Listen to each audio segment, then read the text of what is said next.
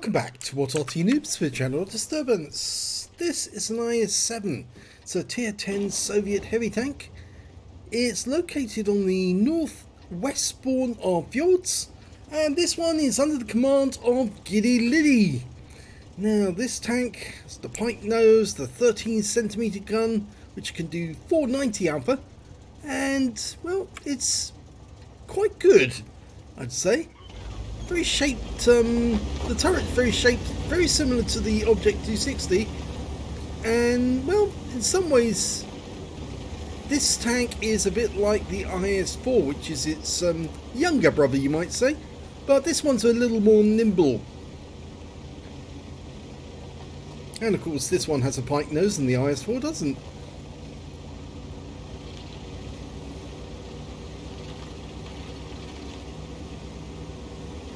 Now you may notice it's got the skin on there, which most people got at Christmas, not this year, but the last year.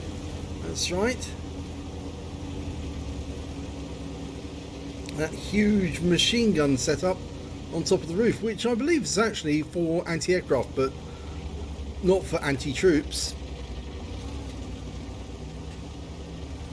Oh, giddyliddy is proceeding as quickly as she can down to the South Pass, and as far as we know there's a Conqueror just around the corner, but I rather suspect there's something more than just a Conqueror. The enemy does have 5 heavy tanks, and here comes the Conqueror. Now the unfortunate thing about this tank is the gun depression. Yeah, it's absolutely dreadful, and you don't really want to be facing a Conqueror who does have good gun depression at this sort of position, because yeah, you're going to be bouncing rounds, but you are going to be penetrating a few as well.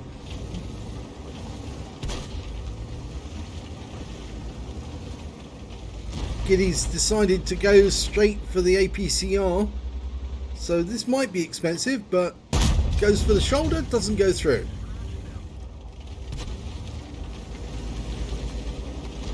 Mind you, she was up against the 703 too, and that's better. Yep, got it. 515 took a round from the Super Conqueror, and that was an HE round he fired back.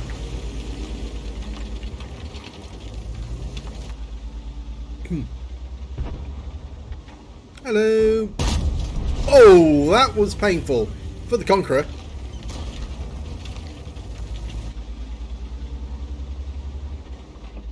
Now, which one are we going to go for? Probably go for the Super Conk, but she didn't take the shot and bounced the round that came back at her.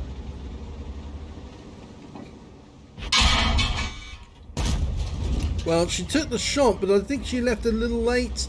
Super Conk managed to get one in, and I think it went through the front plate actually, and she's taken a round in the track. Now she can go for the lower plate of the Super Conk and gets one in. 471. Low roll. But it looks like he's tracked, so she's about to put another one in. Oh, doesn't get it. Unfortunately, the Super Conk gets one on her as well. So, yeah, she's going to have to move forward if she wants to get something. Oh, he came forward to get a nice shot of damage. We took her around in the tracks. She got 513. She's not going to reload before he does. So she's selecting the T10 as her target instead. Puts one into the engine bay and he blows up. Unfortunately, we lost our T30 though. But we can use his wreck and side scrape off him to take out that Super Conk when he pops up next time for his next shot. Thank you very much. We'll have that. Lower plate, 368. Now there's still a T110E4 up there. And the Super Conk goes down. Now she's going for the cupola. And she gets that one in for 452. Low roll again. And he's presenting his cupola to us, so we'll take advantage. Oh, and now he disappears. It looks like... Oh, that's better. And that's a high roll, 506. He pops out to take a shot. And giddyliddy could have moved at that point to try and throw the shot off. Instead, she sat there and took the round for 729, which is probably not the best move. In fact, there's a ball sig in the back as well. Potentially could do some damage to her, so she's decided to push forward and this way she can get another shot in that component. He's trying to move about as much as he can, and she's squeezing her teammate there, but it means she can get round and do this to him. And that did not go through, but it looks like her teammate did manage to get the round through. So the Conqueror finished off the E4. And there's the M40, M43. Well, we know where he is. Absolutely certain he's on the peninsula, Little Italy. And we've got a Progetto who bounces around off us. Now she's still loading the APCR. You don't need APCR for a Progetto. They're so weakly armoured. Standard ammo will do. In fact, HE would probably do it. Let that SU-130PM get in position. We've fixed our stun, but we don't want to sit here too long because then the enemy Arty will start depleting us of hit points, and giddyliddy only does have 282 now. Progetto's gone. Okay, now she can move.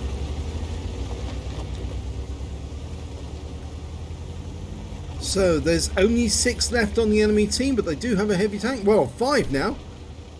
They do have a heavy tank and they do have a tank destroyer. That Borsig. And he's up in that little corner to her left in the woods. She's moving up on him. He's going to make himself known any second, I should think, but hopefully he will bounce his round, because if he doesn't, giddyliddy's going to be in a lot of trouble, because she's now basically a one-shot for him. And she's looking, but she cannot see him. She's looking directly down the line of sight where he was last seen.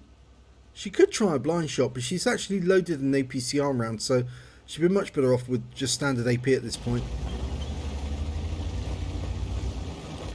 Remember, there is still a heavy tank out there, or there was, rather. He's now actually gone. So, looks like the Borsig has fallen back. So he might be... Oh, she's been spotted.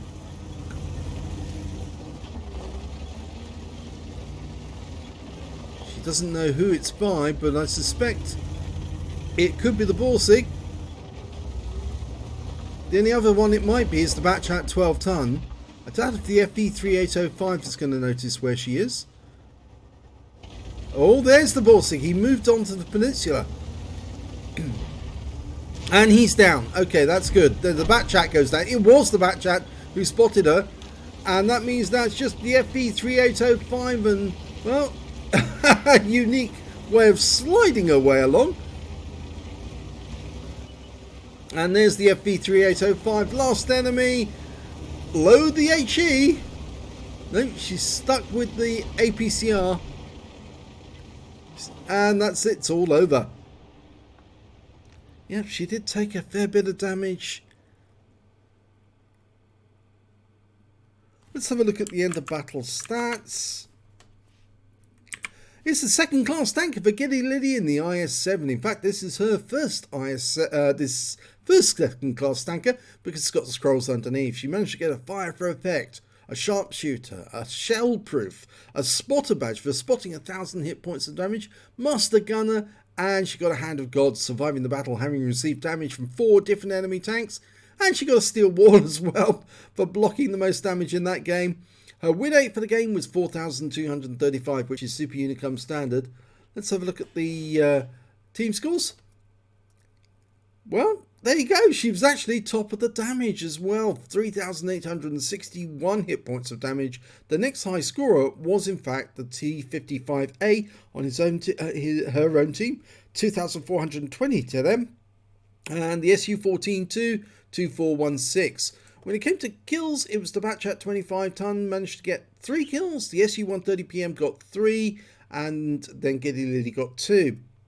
And when it came to base XP, it was the Conqueror who got 1,146, the only player over 1,000 base XP, and giddyliddy was the next high scorer with 991, and the SU-42 got 899. She fired 13 rounds, got 12 direct hits, 9 penetrations, damage of 3,861 hit points, all of it at close range. 12 hits received from the enemy, only 3 of which were penetrations, and of course she did take that big hit from the T124, which she really didn't need to take, because if she waggled a bit or just moved him out a bit while she was sitting there behind that wreck. I think she might have deflected his shot. 7 non-penetrations and 3 hits by way of splash damage. Damage block 2,590 hit points. She spotted 1 enemy vehicle, damaged 5 of the enemy, killed 2, and did 1,378 hit points of damage assistance. I think that's spotting actually.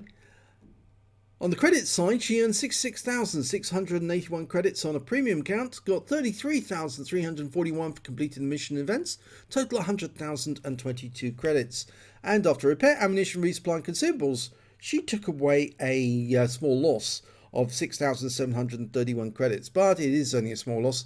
2 bonds received for the awards and 1,486 XP, but she got a whopping 15,614 XP for completing a mission, so she took away 17,100 experience points altogether. So well done there to giddyliddy.